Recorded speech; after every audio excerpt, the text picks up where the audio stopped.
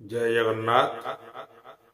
वर्तमान आउ गोटे अध्याय आम पाद दबा ता होची महाप्रभु श्री जगन्नाथ होचंती पत्र प्रिय जगन्नाथ। श्री जगन्नाथ भावग्राही जगन्नाथ केवल भक्तर आकुल निवेदन शुणती नहीं, व्याकुल भाव सह पत्र लिखि भक्तर पत्र पाठ करी तार कामना पूरण करिथांती।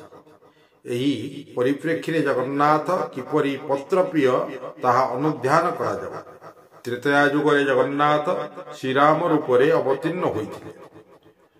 अवतरी जगन्नाथ जुगे जुगे विभिन्न अवतार सह राम अवतार रे धरणी रे लीलाखेला करिथिले बोली शास्त्र रे कुआ जाइछि। निराकारम निराधारम नीलाद्रि नायक स्वयं अवतारी परम ब्रह्म सर्वता अवतार कारण।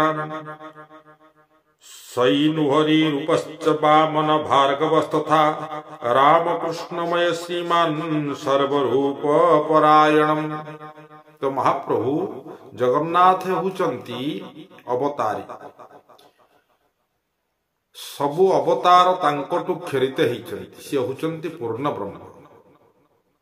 तेणुकरी अर्जुन दास श्री जगन्नाथ को श्रीराम रूप में अवतारणा करी अछंती। तांकर राम विवाह काव्य प्रभु श्रीराम को अयोध्यारु आनी श्री जगन्नाथ रूप में प्रतिष्ठित करी अछंती। से लिखिछंती नम नम रघुनाथ अनंत मूरति देवी पाई जे तुम्भे हेलौतपति। जय जय रघुनाथ जानकींक शक्ति अयोध्यारु आसी प्रभु नीलगिरी स्थिति। पद्म पुराण रे पुरुषोत्तम जगन्नाथ को श्रीराम रूप में वर्णना करा जाई कुआ जाई अछि। जो असुनी रात्रिवासी च राम पुरुषोत्तमा सीता साक्षात महालक्ष्मी सर्व कारण कारणम। सेव्ये श्रीरामचंद्रोशीषु संसार ज्वरनाशक पूज्य स एव भगवान पुरुषोत्तम यज्ञकाः।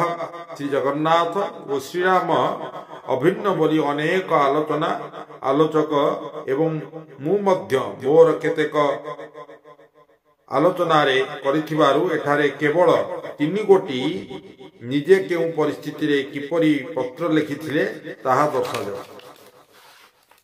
श्रीराम रूपी जगन्नाथ पितृसत्य पालन करी वनवास थिबा बेले लक्ष्मी रूपिणी सीता को रावण अपहरण करि नेथिला। श्रीराम भक्त हनुमान लंकार अशोक वन रे सीता को ठाब करी श्रीराम को जनाइबा परे श्रीराम लक्ष्मण सुग्रीव अन्यान्य बानर सेनांक सह समुद्र तीर रे रही समुद्र लंघन करिबार उपाय चिंता कला बेले जांबवान कहिथिले। पूर्व काल रे जेते बळे त्रिविक्रम अवतार होइथिले तांको पाद सारा पृथ्वी को व्यापिथिला। सेते बेले मु से पाद को 21 बार प्रदक्षिण करिथिले। वर्तमान मु वार्धक्यग्रस्त एणिकी मु आउ अधिक सीमा लंघन करि पारिबि नाही। एही मर्मरे आध्यात्म रामायण रे लेखा जाइछि। सताचरव राजा जाम्बवास्तु प्राह मध्ये बनौकसम पुरा त्रिविक्रमे पादं भुवान् लक्षणं त्रिसप्तकृत अहं मगां प्रदक्षिणा विधानतः इदानीं वार्धक्यग्रस्तो न शक्नोमि लंघितुम। हनुमान लंकारे सीता को ठाब करी आसिबा परे रावणर भाई विभीषण आसी श्रीरामंकर निकटरे शरण पशिथिला। श्री बानर सैन्य सौमित्री विभीषणंकर सह समुद्र निरीक्षण करी लक्ष्मण को कहिले लक्ष्मण देख ये समुद्र केड़े दृष्ट। मु यहा पाखक आसीछि अथच ये दृष्टात्मा मोर दर्शन पाई मध्य मते अभिनंदन जणाउ नाही। विचारुछि ये तो मनुष्य बानर मान को संगरे नहीं ये मोर बा कौन करि पारि। हे महाबाहु देख मु आज समुद्र को शोषण करुछि। बानर माने पदव्रजरे अक्लेशरे यहा को पार होइछि। यहा कहि श्रीराम क्रोधरे चक्षु रक्तवर्ण करी धनुरे गुण बसाई कहिले राम सरर पराक्रम केते एबे समस्त प्राणी देखंतु मु वर्तमान सरितपति समुद्र को भस्मसात करि देउछि। श्रीराम धनुरे गुण देई तीर मारिबा को उद्यत हुअन्ते समुद्र श्रीराम को महानाटकम भाषा रे कहिला प्रलय बहन तीव्रम ज्वलितं ते सरोघ्रैः कबलित सलिले अहं देवकोपं जहिहि नरक नलकर तलकीर्णे दार्नरानीत शैललिहि विरचय वैसेतुं स्वस्ति पारं प्रयाहि। समुद्र रे ही विनय प्रार्थना को रूप देई कवि लेखिले बहुत विनय होई समुद्र रामंकु कहई कर जोड़ी न निबार कोपकु प्रलय अनल सम तुम्भर शेषर स्पष्ट सुष्ट होइब सबु सिंधु जल आज्ञा दियंतु बानरे पर्वत आणंतु नलकु छुआई ताहा जलरे पकांतु नल छुईतेणे शिला जलरे भासिब तथि परे सुखे सैन्य घेनी पारी हेब।